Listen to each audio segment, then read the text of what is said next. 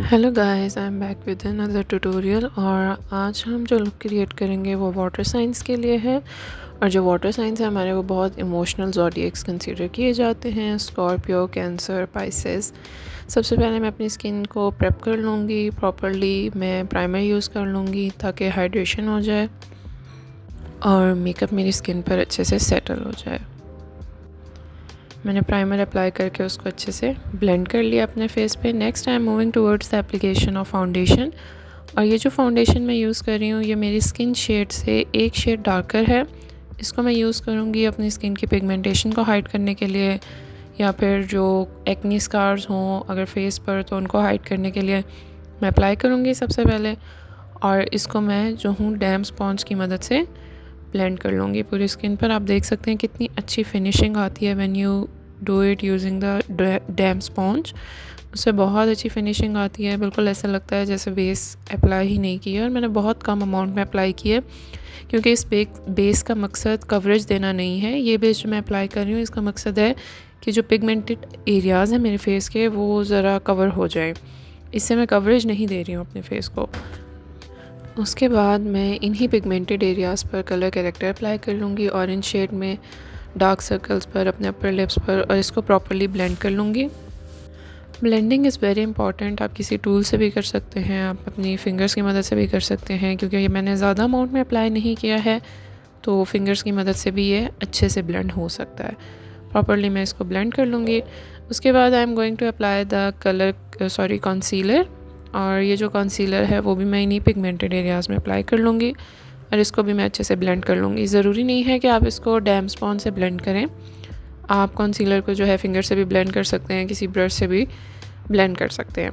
Dam sponge से blend करना is very important for the base, क्योंकि बेस की फिनिशिंग बहुत अच्छी आती है उससे। इस वजह से उसको हम डैम स्पॉन्ज से ब्लेंड करते हैं।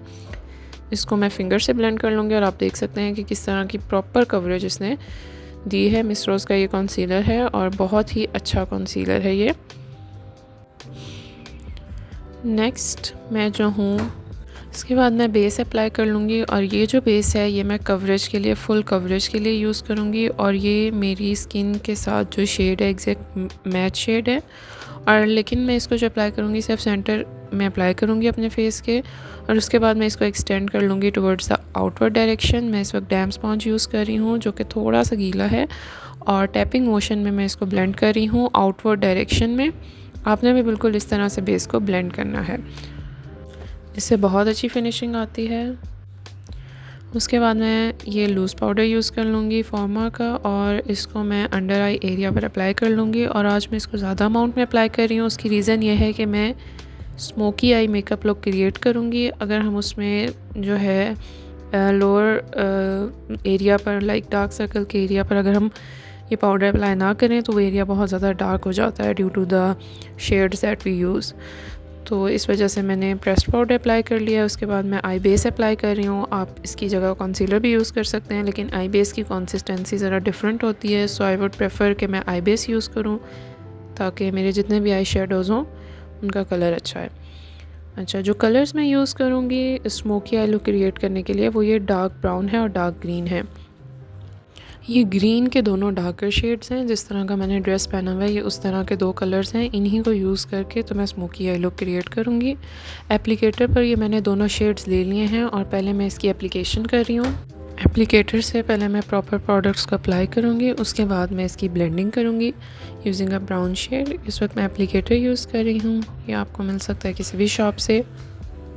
इन दोनों शेड्स को मैं प्रॉपरली अपने जो आइज़ हैं उनके मिडल सेक्शन पर अप्लाई कर लूँगी।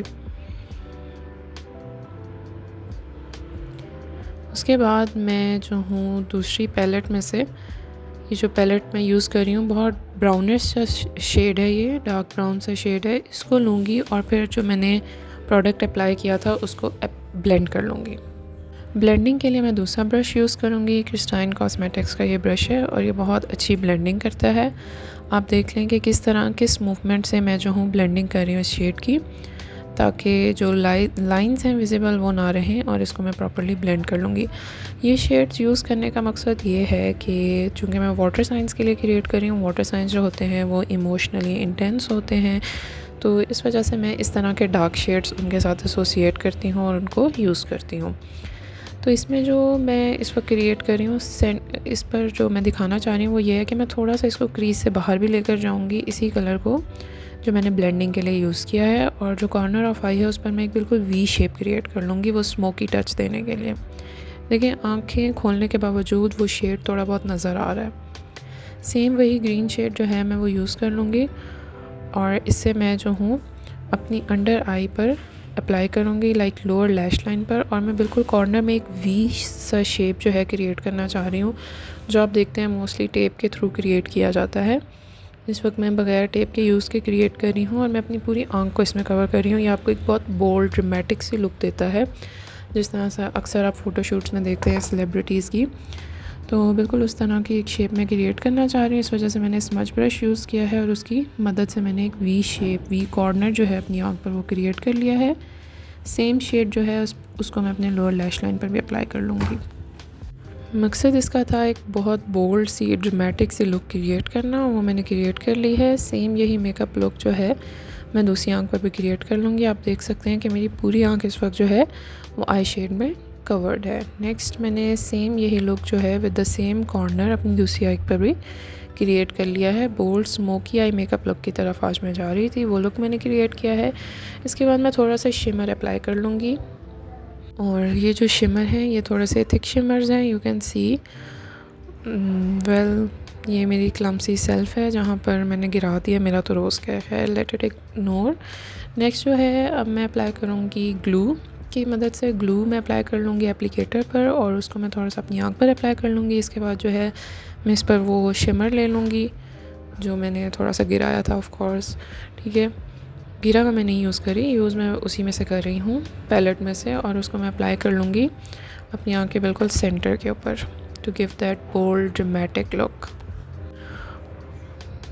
ये लुक मेरे हिसाब से बहुत रेजोनेट करता है वाटर साइंस के साथ, क्योंकि they are emotionally dramatic. To be very honest, मेरा जितना भी स्कॉर्पियो, कैंसर, पाइसेस लोगों से वास्ता पड़ा है, बहुत ज़्यादा इमोशनली ड्रामेटिक होते हैं। इस वजह से मैंने इतना ड्रामेटिक लुक क्रिएट किया है। और आप देख सकते हैं कितने ब्यूटीफुल आइज़ क्रिएट हुई है इस टाइम पे।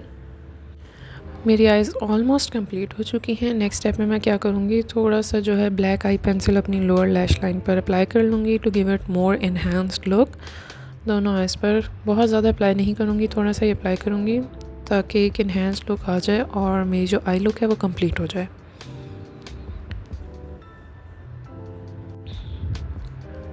इसको स्मच भी नहीं करना, कुछ नहीं करना, सिर्फ लोअर लैश लाइन पर अप्लाई करना है। And I am almost done with the eye makeup.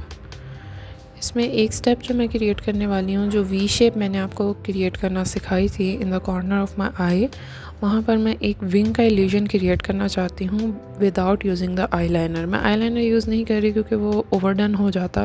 मैं सिर्फ इस ब्रश के ऊपर ब्लैक शेड ले लूँगी, ये कट वाला ब्रश है, इस पर मैंने ब्लैक आई शेडो ले लिया है और जो विंग का इल्यूजन है वो मैं क्रिएट कर दूँगी अलॉन्ग माई अपर लैश लाइन, ठीक है। जिस तरह से आप विंग क्रिएट करते हैं यूजिंग द आई लाइनर, मैं इस वक्त जो हूँ ब्लैक आई शेड को यूज़ करके ही इल्यूजन क्रिएट कर रही हूँ उस विंग का। And I am done with creating that on both my eyes.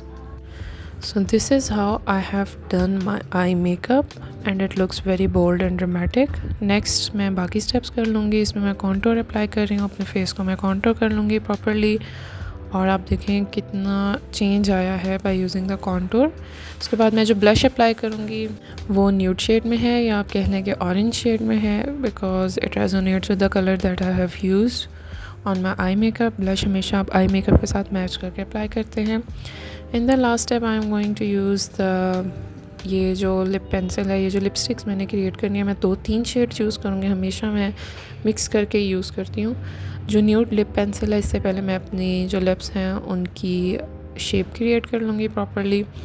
बहुत ज़्यादा प्रोमिनेंट नहीं होगा ये क्योंकि इट्स न्यूड इन शेड, ठीक है। थोड़ी सी लिप मैंने, और ये डार्कर पिंक का शेड है, इसको मैं सिर्फ अपने कॉर्नर पर अप्लाई करूँगी लिप्स के। और उसके बाद जो मेरे पास प्योर ब्राउन शेड है या प्योर न्यूड शेड है लिपस्टिक का, उसको यूज़ करके मैं इसको ब्लेंड कर लूँगी properly. In the final step I am going to use this shade, और ये मेरा फेवरेट शेड है लिपस्टिक का, ब्राउन न्यूड शेड में है। इसको मैं प्रॉपरली ब्लेंड कर लूँगी। जो मैंने कॉर्नर्स क्रिएट किए थे उनको भी मैं इसके साथ मर्ज कर लूँगी। और आप देख सकते हैं ये कितनी प्यारी शेड की लिपस्टिक क्रिएट हो गई है। और ये हमारा आज का जो लुक है वो कंप्लीट हो चुका है। ये आफ्टर एक्सेसराइजिंग माई सेल्फ, मैंने जो इयररिंग्स पेयर किए हैं इसके साथ, मैंने हेयर जिस तरह से स्टाइल किया है, ये मेरा कंप्लीट लुक क्रिएट हो चुका है। And do let me know as a water sign would you like to do it and does it resonate with you. See you in the next video.